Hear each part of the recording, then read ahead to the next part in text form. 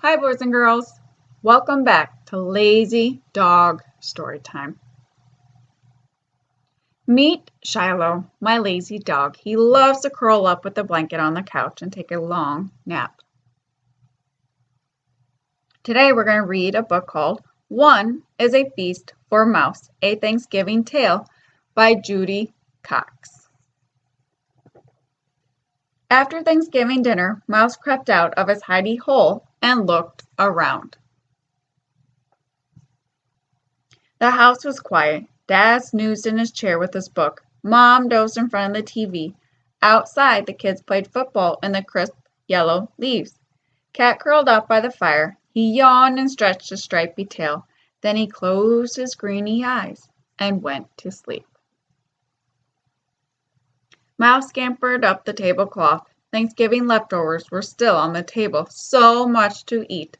Mouse saw a teensy tiny toothsome green pea all by itself under a plate. Give thanks, he thought. One will be a feast for me. Mouse rolled the pea across the tablecloth to take it back to his hidey hole.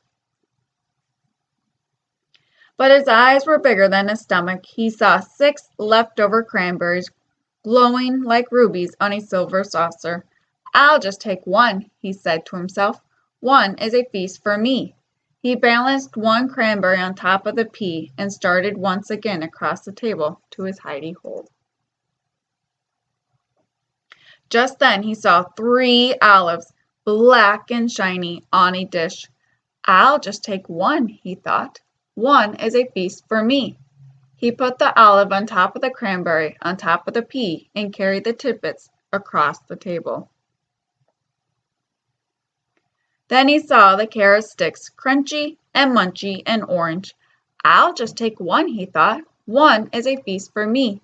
He struck one carrot stick in the hole in the olive, balanced both on top of the cranberry and top of the pea, and started back to his hidey hole.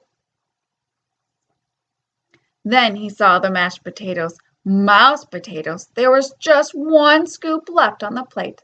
I'll just take the plate, Mouse thought. What a feast I will have.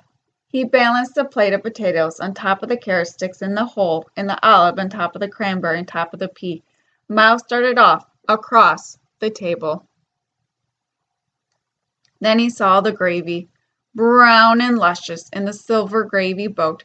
Gravy for the mouse potatoes, he thought. I must have that for my feast. And he balanced the gravy boat on top of the mashed potatoes, on top of the carrot stick stuck in the olive, on top of the cranberry, on top of the pea, and he started off. But then he spotted the pumpkin pie, one slice of pie, brown and dimpled with a collar of fluffy cream. So he balanced the pie on top of the gravy boat, on top of the mashed potatoes, on top of the carrot stick stuck in the hole in the olive, and on top of the cranberry, on top of the pea, and he started off across the table. The pile slid, but Mouse caught it just in time. Mouse bobbed and bobbled across the tablecloth on the way to his hidey hole for his Thanksgiving feast. He didn't see Cat, creeping closer and closer. But Mouse saw the turkey, brown and juicy, surrounded with parsley.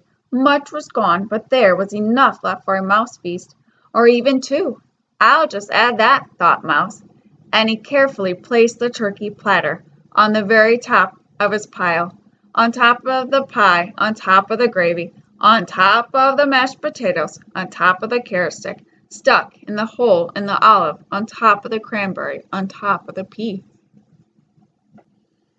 He started off across the table to his hidey hole, and there, at the table's edge, he met Cat, greedy-eyed and hungry, clawing up the table on the tablecloth. Mouse skidded to a stop. The turkey wibbled and wobbled, slid and slipped. Mouse danced to keep his feast balanced, sprouted like a ballerina, juggled like a platter spinner. But off slid the turkey, whoosh, with a plop, landing smack on the Cat. Down crashed the pumpkin pie in the boat with the gravy. Down crashed the mashed potatoes with a clatter that woke Mom. Down fell the carrot stick, still impaled in the olive. Down went the cranberry, which rolled, leaving a red track across the tablecloth. Down went the pea, all cattered wumpus off the table, rolling onto the floor. Off scampered Mouse, quick as a bandit, back to his hidey hole, ahead of Cat. He huddled in his hidey hole. His heart pitter-pattered. He peered out.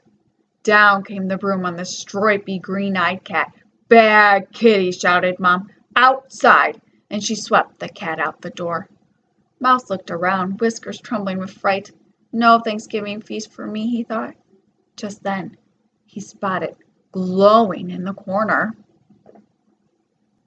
one teensy tiny, round and toothsome, green and luscious pea.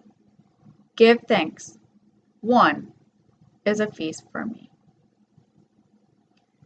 Thanks for watching Storytime with Shiloh. If you like listening to books with Shiloh, please hit the red subscribe button. Thanks again.